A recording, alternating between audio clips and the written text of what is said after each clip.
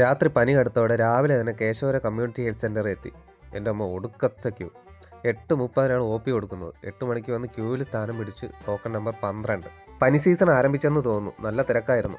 9 മണിക്കാണ് general OP തുടങ്ങുന്നത്. Temperature BP check ചെയ്ത് ഡോക്ടറെ 9:30 കണ്ടു. ബ്ലഡ് ടെസ്റ്റ് എഴുതി തന്നു. 250 രൂപയ്ക്ക് കൗണ്ട് ടെസ്റ്റ്. നല്ല ടെൻഷനായിരുന്നു ബ്ലഡ് എടുക്കുന്നത്. ടെൻഷൻ എനിക്കല്ല, ലാബിൽ നിന്ന പിള്ളേർക്കായിരുന്നു. തിരക്കിയപ്പോൾ പറഞ്ഞ് ട്രെയിനീസ് ആണെന്ന്. ഒരു കണക്കിന് ചോര ഊറ്റിക്കൊടുത്ത് റിസൾട്ടിന് വേണ്ടി അരമണിക്കൂർ സമാധാനത്തോടെ റെസ്റ്റ് എടുക്കാമെന്ന് വിചാരിച്ച് ഒന്ന് ഇരിക്കുമ്പോഴാണ് വരുന്നു അടുത്ത മരണം. രാഹുൽ.